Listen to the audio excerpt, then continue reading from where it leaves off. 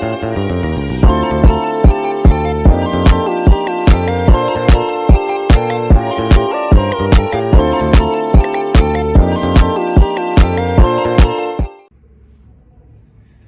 terima kasih pemaparan yang sudah disampaikan oleh Ibu Restin Suliani. Baiklah ibu-ibu sekalian, marilah kita lanjutkan untuk pemaparan materi selanjutnya yang akan disampaikan oleh saudara kami Ibu Nur Aini SPD dengan materi barunya yakni restitusi dan 5 posisi kontrol guru. Untuk menyingkat waktu dan tempat kami persilahkan kepada beliau.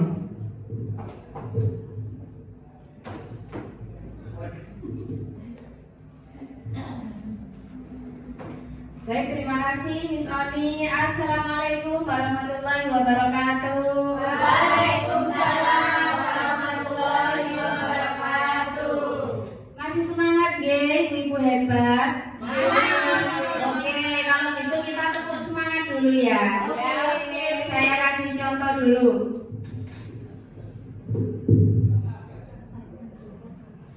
Tepuk semangat. Dang dang dang. Ding ding ding. Dung dung dung. Se. Aha aha. Aha aha. Aha aha. Semangat. Gitu. Kita coba ya. Bareng-bareng ya. Tepuk semangat. Dah dah dah. Ding ding ding. Dung dung dung. Se.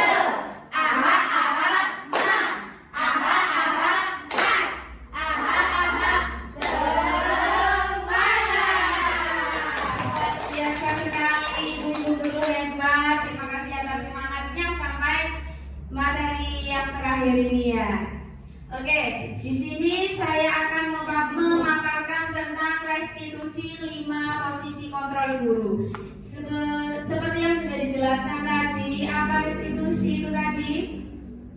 Restitusi adalah Langkah-langkah menyelesaikan masalah. betul sekali, luar biasa sekali Ibu Mariana.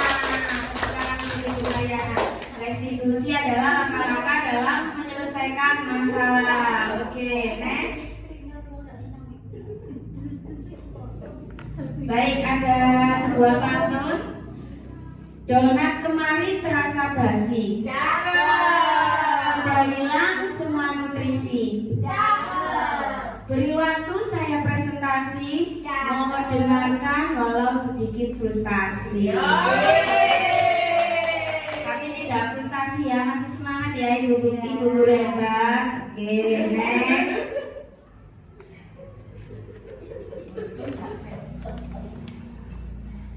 Baik, jadi 5 posisi kontrol guru itu ada 5. Yang pertama yaitu sebagai penghukum, yang kedua sebagai teman, yang kedua posisi pembuat merasa bersalah, yang ketiga posisi teman, yang keempat posisi pemantau atau monitor, dan yang terakhir posisi manajer. Dan seperti yang sudah kita alami, kita sebagai pendidik ya, bahwasanya selama ini yang sering kita gunakan yaitu posisi kontrol yang paling bawah sendiri, yaitu sebagai penghukum. Tidak bisa dipungkiri ya Bapak Ibu guru hebat, bahwasanya yang sering kita lakukan adalah menghukum siswa. Oke, next.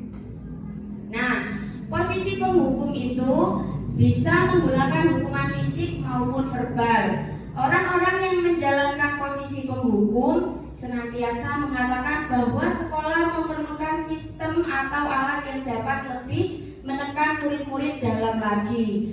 Guru-guru yang menerapkan posisi penghukum akan berkata, patuhi aturan saya atau awas ya, kamu selalu saja salah. Selalu, pasti selalu, yang terakhir selesai. Guru seperti ini senantiasa percaya hanya ada satu cara agar pembelajaran bisa berhasil, yaitu dengan cara dia. Baik, di sini berikutnya ada sebuah contoh video posisi penghukum. Silakan disimak dengan baik.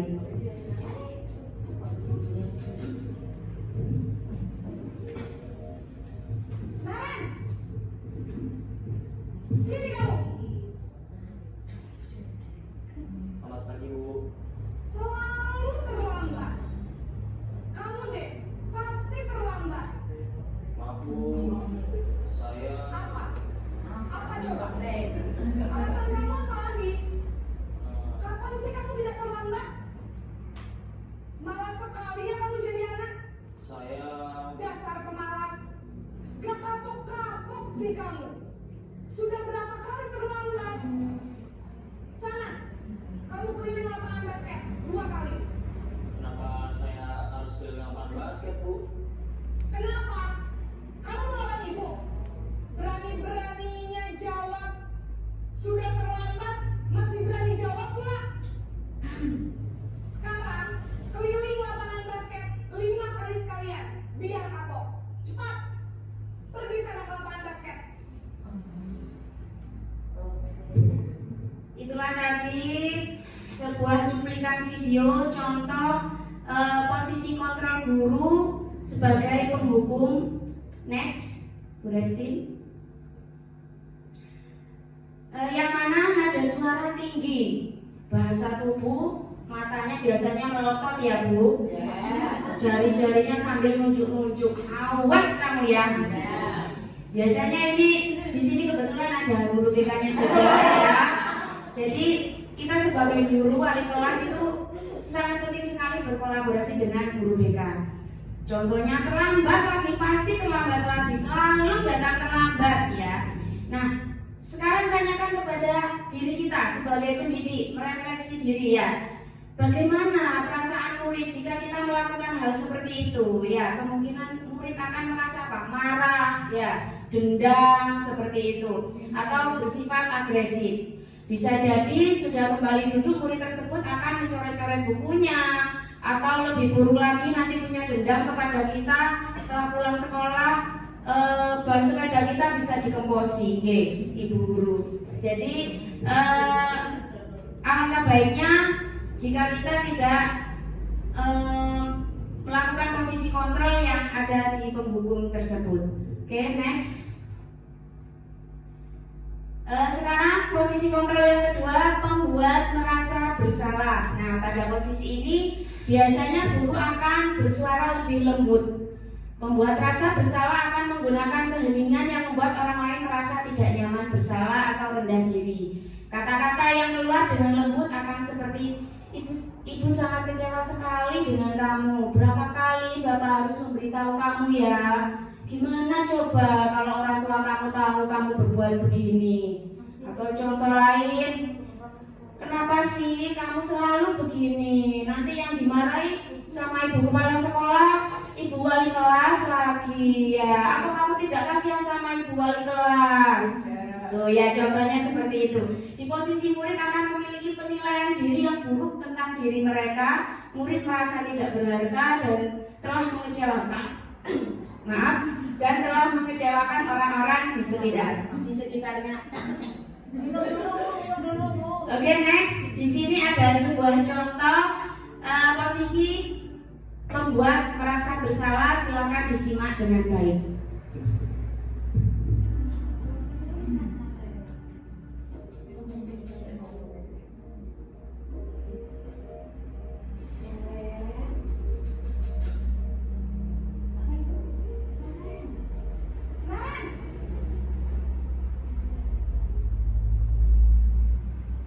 Selamat pagi, Bu. Naren, kamu kenapa terlambat lagi, nak? Ya Tuhan, Naren, kamu senang ya bikin ibu susah ya? Kalau kamu terlambat lagi, nanti ibu yang ditegur bapak kepala sekolah, nak. Disangka ibu tidak bisa membina kamu. Duh, gimana ini? Maaf, Bu. Duh, Gusti Naren, kamu suka ya kalau ibu ditegur bapak kepala sekolah? Terus, sekarang ibu harus tulis apa ya ibu absen? Ini kamu sudah sering terlambat loh. Ibu harus apa coba? Maaf, Bu. Maaf sekali. Ya sudah, lain kali jangan bikin ibu susah lagi ya nak ya. Ibu tidak akan kuat lagi kalau kamu begini terus. Bisa jantungan kalau ibu tegur bapak kepala sekolah. Sana cepat kelas. Maaf ya, Bu. Maaf sekali. Baik, Ibu Guru hebat. Itulah tadi contoh video membuat merasa bersalah yang tidak bisa dipungkiri bahwasanya saya juga sering melakukan seperti itu ya kepada anak-anak. Oke, next.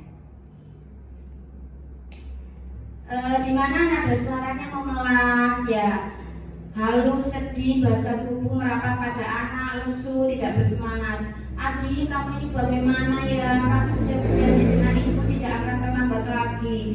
Kamu kenapa ya senang sekali mengecewakan ibu? Ibu benar-benar kecewa sama kamu. Bagaimana perasaan murid jika kita melakukan hal ini? Murid akan merasa bersalah telah mengecewakan ibu atau bapak gurunya. Murid akan merasa menjadi orang yang gagal dan tidak sanggup membahagiakan orang lain.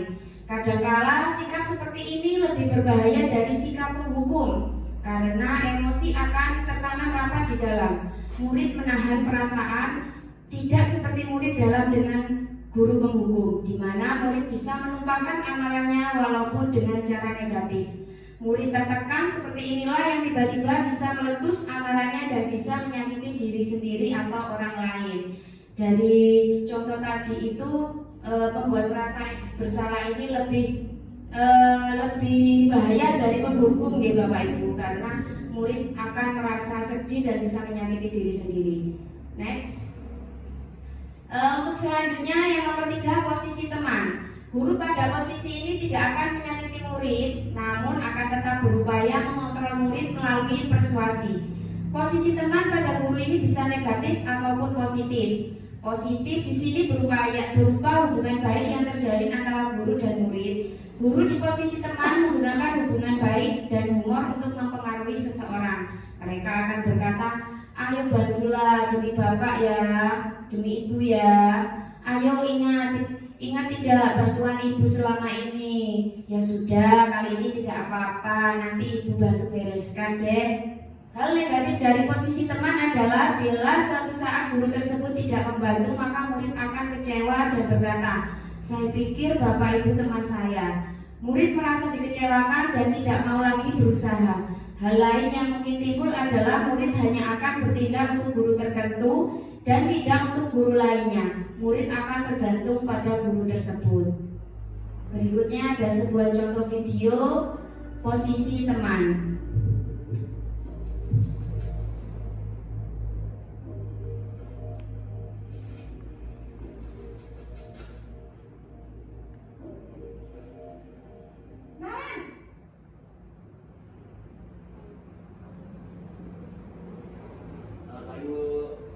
Wah, sudah jam berapa ini nak? Terlambat lagi ya sayang. Iya Bu, habis ibu saya lupa bangunkan saya Bu. Kamu malah menyalahkan ibu kamu. Kamu bukannya anak yang larinya paling kencang. Kok terlambat sih? Iya Bu, saya memang terlambat bangun tadi. Jadi biarpun saya lari kencang, tetap gak terkejar Bu. Ya sudah sana. Nanti lain kali larinya lebih kencang lagi ya. Biar gak terlambat lagi. Bikin seneng ibu. Demi ibu. Bisa kan? Bisa lah Bu. Ya sudah sana masuk kelas. Ibu beresin urusan absen kamu. Kamu ini ada-ada saja. Nah, itulah tadi contoh video posisi teman, dimana kadang kalau kita melakukan hal ini ketika kita sabar gitu Bapak Ibu. Ketika kita sabar ke anak-anak, kita rangkul, kita ajak sambil bercanda, itu adalah posisi kontrol sebagai teman. Next. Pada posisi teman ini nada suara ramah, akrab, dan bercanda. Bahasa tubuh merapat pada murid, mata dan senyum jenaka.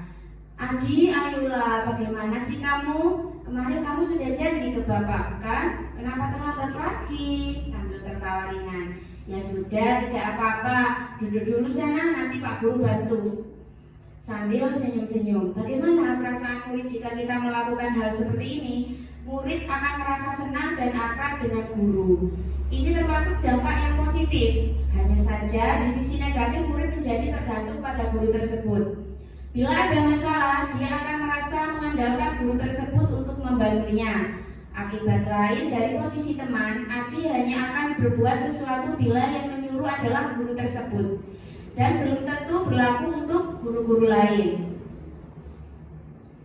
Yang selanjutnya, yang keempat, yaitu posisi kontrol guru sebagai pemantau atau monitor. Memantau berarti mengawasi. Pada saat kita mengawasi, kita bertanggung jawab atas perilaku orang-orang yang kita awasi. Posisi pemantau berdasarkan pada peraturan-peraturan dan konsekuensi. Dengan menggunakan sanksi atau konsekuensi, kita dapat memisahkan hubungan pribadi kita dengan murid sebagai seorang yang menjalani posisi pemantau. Contoh pertanyaan yang diajukan oleh seorang pemantau, contohnya, peraturannya apa? Apa yang telah kamu lakukan? Sanksi atau konsekuensinya yang sudah kita sepakati apa? Seorang pemantau sangat mengandalkan penghitungan, catatan, data yang dapat digunakan sebagai bukti atas perilaku seseorang.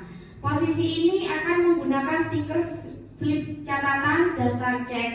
Posisi pemantau sendiri berawal dari teori stimulus respon yang menunjukkan tanggung jawab guru dalam mengontrol murid. Selanjutnya adalah contoh posisi pemantau atau monitor.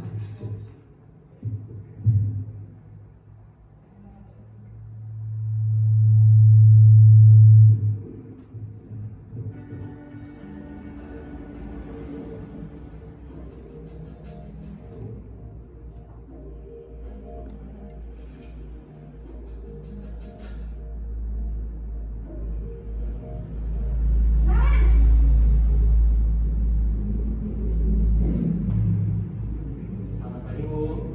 Naren, apa peraturan sekolah kita tentang jam berapa kita harus masuk sekolah, nak?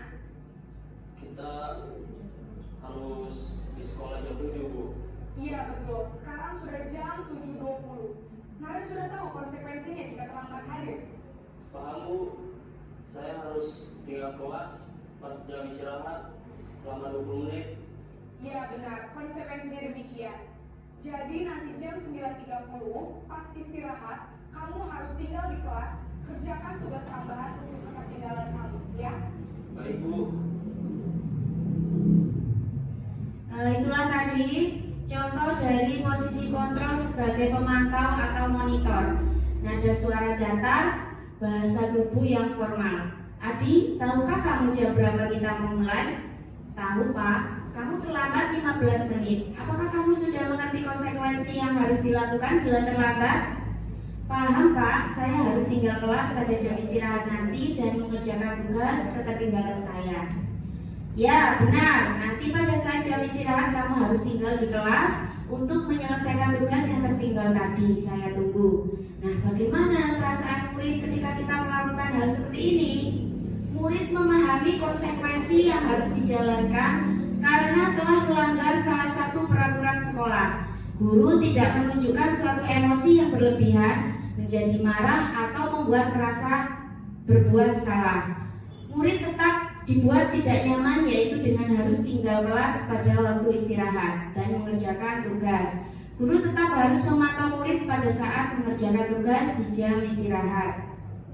Dan yang terakhir adalah posisi kontrol sebagai manajer, di mana posisi kontrol ini adalah posisi kontrol yang sangat ideal dan dianjurkan untuk kita sebagai seorang pendidik, di mana manajer adalah posisi di mana guru berbuat sesuatu bersama dengan murid, mempersilahkan murid mempertanggungjawabkan perilakunya, mendukung murid agar dapat menemukan solusi atas permasalahannya sendiri. Seorang manajer telah memiliki keterampilan di waktu tertentu, memiliki keterampilan di posisi teman maupun pemantau, dan dengan demikian bisa jadi di waktu ke waktu tertentu kembali kepada kedua posisi tersebut bila diperlukan. Namun, bila kita menginginkan murid-murid kita menjadi manusia yang merdeka, mandiri dan bertanggung jawab, maka kita perlu mengacu pada restitusi yang dapat menjadikan murid kita seorang manajer bagi dirinya sendiri. Pada posisi manajer, murid diajak untuk menganalisis kebutuhan dirinya maupun kebutuhan orang lain. Di sini penekanan bukan pada kemampuan membuat konsekuensi, namun dapat berkolaborasi dengan murid bagaimana memperbaiki kesalahan yang ada. Seorang manajer akan berkata, Apa yang kita yakini? Ini masuk kembali ke keyakinan kelas. Apakah kamu meyakininya? Jika kamu meyakininya, apakah kamu bersedia memperbaikinya? Jika kamu memperbaiki ini, hal ini menunjukkan apa tentang dirimu dan apa rencana kamu untuk memperbaiki kesalahanmu. Tugas seorang manajer bukan untuk mengatur perilaku seseorang. Kita membimbing murid untuk dapat mengatur dirinya. Seorang manajer bukannya memisahkan murid dari kelompoknya, tapi mengembalikan murid tersebut ke kelompoknya dengan lebih baik dan kuat. Bisa jadi dalam praktik penerapan disiplin sehari-hari, kita akan kembali ke posisi teman atau pemantau karena murid yang ditangani belum siap diajak berdiskusi atau diundang melakukan restitusi. Namun perlu disadari tujuan akhir dari 5 posisi kontrol seorang guru adalah pencapaian posisi manajer, di mana di posisi inilah murid dapat menjadikan pribadi yang mandiri, merdeka, dan bertanggung jawab atas segala perilaku dan sikapnya yang pada akhirnya dapat menciptakan lingkungan yang positif, nyaman, dan aman. Nah, berikut adalah sebuah contoh posisi manajer yang dianjurkan, yang disarankan karena posisi yang ideal.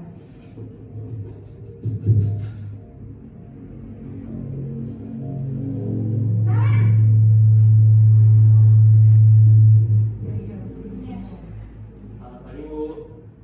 Selamat pagi, Naren. Maaf, Bu, saya terlambat. Iya, sekolah masuknya jam 7, sekarang sudah jam 7.20. Jadi sekarang bagaimana ini, Naren? Maaf, Bu, saya lupa setel alarm saya semalam. Baiklah, menurut kamu, keyakinan sekolah yang mana yang perlu kamu tingkatkan? Menghargai diri sendiri dan orang lain mungkin ya, Bu. Setuju. Jadi, apakah Naren meyakini prinsip saling menghormati tersebut? Iya, Bu, saya meyakininya. Apakah Naren bersedia memperbaiki masalah keterlambatan ini? Bersedia, Bu. Bagaimana kamu akan perbaiki masalah keterlambatan ini? Saya akan coba untuk tidak lupa menyetel alarm saya, Bu. Baik, kalau Naren lupa menyetel alarm di rumah, ada orang yang kira-kira bisa bantu mengingatkan tidak? Ada, Bu. Kakak saya, Kak Emma. Ada lagi selain Kak Emma? Selain Kak Emma, ada ibu saya. Baik, jadi yang mengingatkan Naren adalah Kak Emma dan ibu kamu ya? Kira-kira akan mulai setel alarm kapan nih, Naren? Setelah pulang sekolah, akan segera saya lakukan. Baik, jadi Naren akan setel alarm untuk bangun besok pagi dan akan diingatkan oleh kakak dan ibunda Naren ya? Ada lagi yang mungkin perlu dilakukan, Naren? Agar tidak terlambat bangun lagi. Tidak ada, Bu. Baik, Naren. Terima kasih untuk kerjasama kamu. Sekarang kamu perlu kembali ke kelas untuk belajar. Baik, Bu. Terima kasih. Nah, itu tadi contoh posisi manajer yang mana memang sangat sulit sekali yang akan kita terapkan sebagai posisi manajer ini dengan kondisi siswa kita yang seperti sudah kita ketahui, tapi kita sebagai pendidik harus tetap mencoba seperti itu. Nada suara tulus, bahasa tubuh tidak kaku mendekat pada murid. Pada posisi manajer, maka suara guru sebaiknya tulus, tidak perlu marah, tidak perlu meninggalkan suara, tidak perlu meninggikan suara, apalagi menunjuk-nunjuk jari kepada murid, berkacak pinggang atau bersikap seolah-olah menyesal, tampak sedih sekali akan perbuatan murid ataupun bersenda gurau. Fokus pada murid bukan untuk membahagiakan guru atau orang tua. Murid sudah mengetahui adanya suatu masalah dan sesuatu perlu terjadi. Bila guru mengambil posisi pemantau, guru akan melihat apa konsekuensinya pada peraturannya. Namun pada posisi manajer, guru akan mengembalikan tanggung jawab pada murid untuk mencari jalan keluar permasalahannya, tentu dengan bimbingan guru. Seperti itu. Itulah tadi 5 posisi kontrol seorang guru, yang mana posisi yang sangat dianjurkan dan sangat ideal sekali itu adalah posisi sebagai manajer. Memang sulit sekali kita mencobanya, tidak ada salahnya kita sebagai pendidik untuk mencoba melakukan mempraktekkan kepada murid kita seperti itu. Oke, selanjutnya biar kita lemes ya, tidak ngantuk, kita ice breathing dulu, goyang-goyang. Boleh? Tetap semangat deh, ibu guru hebat ini. Oke, kita goyang dulu, silakan berdiri.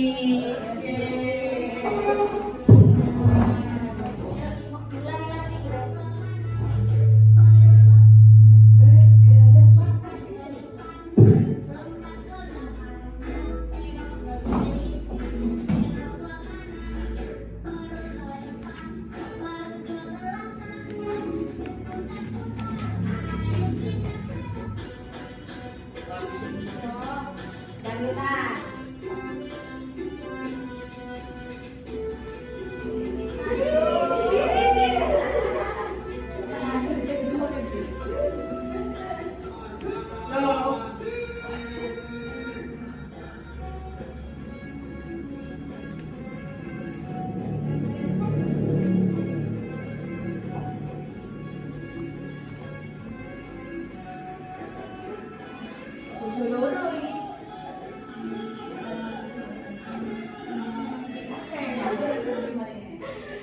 Terima kasih Ibu Guru hebat, tepuk tangan untuk kita semua.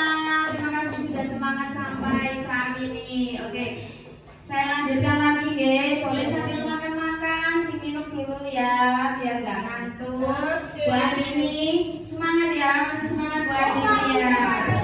Oke, terima kasih. Oh boleh, silakan. Baik, setelah saya paparkan tentang 5 posisi kontrol, sekarang masuk ke segitiga restitusi, yang mana yang pertama yaitu menstabilkan identitas, yang kedua memvalidasi tindakan yang salah, dan yang terakhir yaitu menanyakan keyakinan. Apa itu menstabilkan identitas? Bagian dasar dari segitiga bertujuan untuk mengubah identitas anak dari orang yang gagal karena melakukan kesalahan menjadi orang yang sukses. Anak yang melanggar peraturan karena sedang mencari perhatian adalah anak yang sedang mengalami kegagalan. Dia mencoba untuk memenuhi kebutuhan dasarnya namun ada benturan. Kalau kita mengkritik dia, maka kita akan tetap membuatnya dalam posisi gagal. Kalau kita ingin ia menjadi refleksi, maka kita harus meyakinkan si anak dengan cara mengatakan kalimat-kalimat seperti contoh berikut. Berbuat salah itu tidak apa-apa. Tidak ada manusia yang sempurna. Saya juga pernah melakukan kesalahan seperti itu. Kita bisa menyelesaikan ini. Bapak Ibu tidak tertarik mencari siapa yang salah, tapi Bapak Ibu guru ingin mencari solusi dari permasalahan ini. Kamu berhak kok melakukan kayak gitu. Apakah kamu sedang menjadi teman yang baik untuk dirimu sendiri? Seperti itu. Itu adalah contoh-contoh kalimat menstabilkan identitas anak. Selanjutnya yaitu validasi tindakan yang salah. Pada tahap ini kita mungkin tidak suka sikap seorang anak yang terus-menerus merengek, tapi bila sikap itu mendapat perhatian kita, maka itu telah memenuhi kebutuhan anak tersebut. Kalimat-kalimat di bawah ini mungkin terdengar asing buat guru, namun bila dikatakan dengan nada tanpa menghakimi akan memvalidasi kebutuhan mereka. Contohnya kalimat-kalimat validasi tindakan yang salah, padahal kamu bisa melakukan yang lebih buruk dari ini ya. Kamu pasti punya alasan kenapa kamu melakukan hal seperti ini. Kamu patut bangga pada dirimu sendiri karena kamu telah melindungi sesuatu yang penting buat kamu. Kamu boleh mempertahankan sikap itu, tapi kamu harus menambah sikap yang baru. Seperti itu. Untuk selanjutnya, yang terakhir dari segitiga restitusi yaitu menanyakan keyakinan. Pertanyaan-pertanyaan di bawah ini menghubungkan keyakinan anak dengan keyakinan kelas atau keluarga. Apa kita percaya sebagai kelas atau keluarga? Apa nilai-nilai umum yang kita telah sepakati? Apa bayangan kita tentang kelas ideal? Kamu mau jadi orang yang seperti apa? Keyakinan kelas apa yang sudah kita langgar? Yang sudah kamu langgar? Kenapa kamu melanggar keyakinan kelas? Bisakah kamu memperbaiki keyakinan yang sudah kamu langgar? Itulah adalah contoh kalimat menanyakan keyakinan. Penting untuk menanyakan ke anak kehidupan kehidupan seperti apa nantinya yang mereka inginkan. Apakah kamu ingin menjadi orang yang sukses, bertanggung jawab, atau bisa dipercaya? Kebanyakan anak akan mengatakan iya, tapi mereka tidak tahu bagaimana caranya menjadi orang yang seperti itu. Guru dapat membantu dengan bertanya seperti apa jika mereka menjadi orang seperti itu ketika anak sudah mendapat gambaran yang jelas tentang orang seperti apa yang mereka inginkan. Guru dapat membantu anak-anak tetap fokus pada gambaran. Baik, Ibu Guru hebat, di sini ada saya mempunyai satu kasus ya. Silakan Bapak Ibu Guru hebat, nantinya saya akan membaca dan menjawab pertanyaan-pertanyaan selanjutnya. Next. Nah, di sini ada kasus Sabrina terlambat pergi ke sekolah. Sabrina hari itu bangun terlambat dan terburu-buru sampai di sekolah. Dia pun akhirnya sampai di gerbang sekolah, tapi baru menyadari kalau tidak menggunakan sepatu hitam seperti tertera di peraturan sekolah. Di depan pintu kelas, Bapak Lukman memperhatikan sepatu Brina yang berwarna coklat. Sabrina berusaha menjelaskan bahwa dia terburu-buru dan salah mengenakan sepatu. Pak Lukman menanyakan Sabrina, apa peraturan sekolah tentang seragam warna sepatu? Sabrina menjawab sudah mengetahui sepatu harus berwarna hitam, namun terburu-buru dan salah mengenakan sepatu. Selain tidak mungkin kembali pulang karena rumahnya jauh sekali, Pak Lukman tetap bersikeras pada peraturan yang berlaku dan mengatakan, ya sudah, kamu sudah melanggar peraturan sekolah. Kamu salah dan terlambat, salah pula warna sepatunya. Segera buka sepatumu kalau tidak bisa mengenakan warna sepatu sesuai peraturan. Sabrina meminta maaf dan memohon kembali kepada Pak Lukman agar tetap dapat mengenakan sepatunya dan berjanji tidak akan mengulangi kesalahannya. Namun Pak Lukman tidak mau tahu. Tidak, kamu telah melanggar peraturan sekolah. Kalau tidak sanggup, ambil sepatu di rumah atau diantarkan sepatu ke sekolah. Ya sudah, kamu tidak bersepatu saja seharian di sekolah. Sekarang copot sepatumu dan silakan belajar tanpa sepatu seharian. Sabrina pun dengan berhati-hati mencopot sepatunya dan memberikannya kepada Pak Lukman. Seharian dia tidak berani berkeliling sekolah karena malu dan lebih banyak berdiam diri di kelas tanpa alas sepatu. Itu tadi ceritanya ya, kasus Sabrina datang terlambat ke sekolah. Untuk pertanyaannya, next. Nah, dalam kasus di atas, sikap posisi apakah yang diambil oleh Bapak Lukman? Jelaskan. Posisi Pak Lukman ini ada di posisi kontrol yang mana? Pak penghukum, pembuat merasa bersalah, teman, di posisi penghukum. Oke, selain penghukum ada lagi mungkin dalam kasus Sabrina ini kemungkinan ada lagi selain penghukum. Coba ke kasusnya lagi Bu Restin.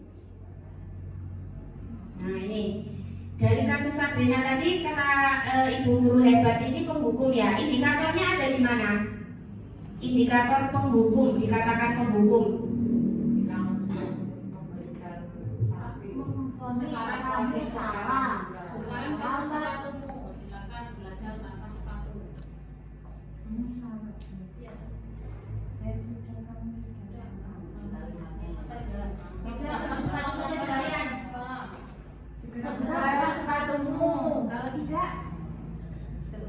Betul sekali, sangat luar biasa sekali Ibu Guru hebat. Jadi di posisi Pak Lukman ini adalah sebagai penghukum ya, yang ada di indikator copot sepatumu jika kamu tidak bisa mengenakan sepatu berwarna hitam. Di sini Sabrina dihukum tidak memakai sepatu. Mungkin ada lagi posisi kontrol selain penghukum?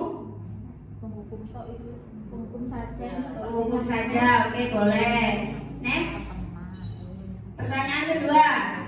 Bila Pak Lukman mengambil posisi seorang manajer, apa yang akan dikatakannya? Pertanyaan-pertanyaan seperti apakah yang akan diajukan ke Sabrina? Mungkin ada yang bisa memberikan contoh kalimat yang seharusnya Pak Lukman katakan kepada Sabrina jika Pak Lukman itu posisi kontrolnya sebagai manajer. Miss Oni mungkin bisa memberikan contoh kalimatnya, Miss, biar tidak ngantuk, Miss.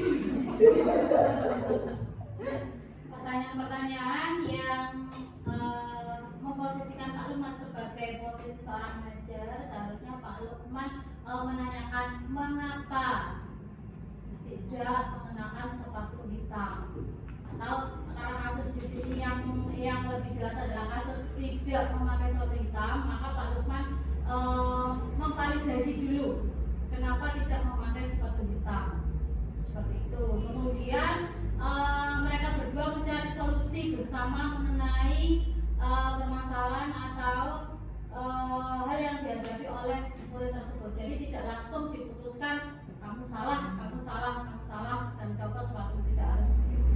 Itu Bu, terima kasih. Sangat luar biasa sekali Miss Oni ya, tepuk tangan untuk Miss Oni. Sangat betul sekali kalimat-kalimat yang telah dicontohkan oleh Miss Oni tersebut. Oke, next pertanyaan yang terakhir. Kira-kira bila Anda adalah kepala sekolah, bila ibu guru hebat ini kepala sekolah, nilai kebajikan apa yang ingin dituju oleh peraturan harus berwarna hitam? Bagaimana Anda menyikapi langkah yang diambil oleh Pak Lukman mengenai kasus tersebut? Nilai kebajikan apa yang ada pada sepatu warna hitam? Kenapa sih kok harus warna hitam? Nah, jika ibu guru ini kepala sekolah, bagaimana ibu guru menyikapi sikap Pak Lukman? Seperti itu. Mungkin Bu Mariana Eko Kartir Hayu dipersilakan untuk mengemukakan pendapatnya. Kalau menurut saya ya menurut Aini, nilai kebajikan yang ada pada kasus itu kedisiplinan. Disiplin dalam hal memakai sepatu warna hitam. Terus yang kedua, bagaimana Anda menyikapi langkah yang diambil Pak Lukman mengenai kasus tersebut. Sebagai kepala sekolah, setidaknya kita memberi teguran atau memberitahu bahwa tindakan yang dilakukan Pak Lukman tidak seharusnya langsung menghukum murid, tapi kita mengacu pada keyakinan sekolah yang sudah dibuat. Tapi menurut saya Pak Lukman tidak sepenuhnya salah karena Pak Lukman ini menegakkan keyakinan sekolah. Kan sudah keyakinan sekolah sudah dibuat bahwa warna sepatu harus berwarna hitam. Mungkin dari sisi positifnya Pak Lukman hanya menegakkan keyakinan sekolah. Untuk sisi negatifnya Pak Lukman tidak seharusnya menghukum langsung Sabrina. Dan kepala sekolah harusnya memberi coaching kepada Pak Lukman. Terima kasih Bu Nuraini. Sangat luar biasa sekali gimana atas jawabannya yang sangat lengkap sekali ya. Baik, berikut adalah jawaban dari saya sendiri. Next, dari kasus Sabrina tadi, menurut saya ada dua posisi kontrol di situ. Yang pertama ada penghukum, yang mana indikatornya ya sudah, kamu sudah melanggar peraturan sekolah, kamu sudah salah, sudah terlambat pula. Segera buka sepatumu, kalau tidak menggunakan warna sepatu berwarna coklat. Hitam. Segera buka sepatumu kalau tidak bisa mengenakan warna sepatu sesuai peraturan, seperti itu. Nah, di posisi pemantau menurut saya di situ Pak Lukman menanyakan sebuah peraturan sekolah. Apa peraturan sekolah tentang seragam warna sepatu di situ? Sabrina menjawab sudah mengetahui sepatu berwarna hitam, namun terburu-buru dan salah menggunakan sepatu, seperti itu. Untuk jawaban yang selanjutnya, dari ketika Pak Lukman melakukan posisi kontrol sebagai manajer, kira-kira apa saja yang akan ditanyakan oleh Pak Lukman? Apakah kamu tahu keyakinan sekolah apa yang telah kamu langgar? Mengapa kamu tidak memakai sepatu warna hitam? Apakah kamu mau memperbaiki kesalahanmu dan tidak mengulanginya? Bagaimana cara kamu memperbaiki keyakinan sekolah yang sudah kamu langgar? Sikap disiplin apa yang seharusnya kamu lakukan? Nah, dari pertanyaan Pak Lukman sebagai manajer ini, apakah sudah masuk ke segitiga restitusi Ibu Guru Hebat? Apakah kalimat-kalimat ini sudah masuk pada segitiga restitusi? Sudah, oke. Mungkin Bu Resti bisa menjelaskan manakah kalimat yang termasuk menstabilkan identitas, terus memvalidasi tindakan yang salah dan menanyakan keyakinan. Boleh dijawab Bu Resti? Ya, untuk yang menstabilkan identitas dulu ya, Bu Nur. Kalimatnya adalah yang mengapa kamu tidak memakai sepatu berwarna hitam?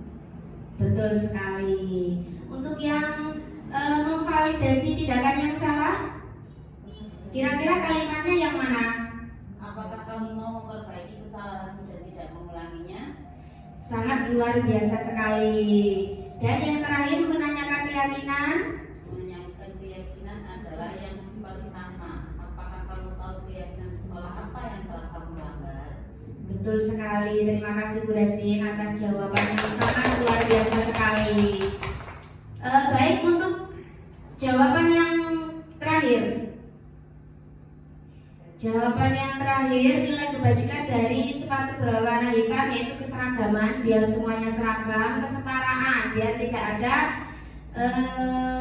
kesenjangan ya. Jadi semuanya sama, miskin kaya tetap warna hitam, kesatuan dan komitmen. Seperti yang dijelaskan Bu Ana tadi, kedisiplinan juga masuk. Next. Nah, langkah yang diambil Pak menyikapi langkah Pak Lukman jika kita sebagai kepala sekolah. Sikap posisi Pak Lukman itu kurang efektif karena posisi Pak Lukman sebagai penghukum. Jadi sebaiknya tindakan Pak Lukman dalam menegakkan kedisiplinan dengan memposisikan diri sebagai control manager sehingga lebih efektif untuk membiasakan disiplin positif kepada peserta didik. Seperti yang sudah dijelaskan Ibu Mariana, sebenarnya tindakan Pak Lukman ini sudah benar, hanya saja masih kurang efektif, begitu. Hari panas salam membelah, hutan rimba di Malaysia. Maafkan kalau ada salah, namanya juga manusia. Terima kasih atas waktunya Ibu Guru hebat. Terima kasih sudah berkenan hadir meluangkan waktunya pada hari ini. Saya akhiri. Assalamualaikum warahmatullahi wabarakatuh. Waalaikumsalam warahmatullahi wabarakatuh.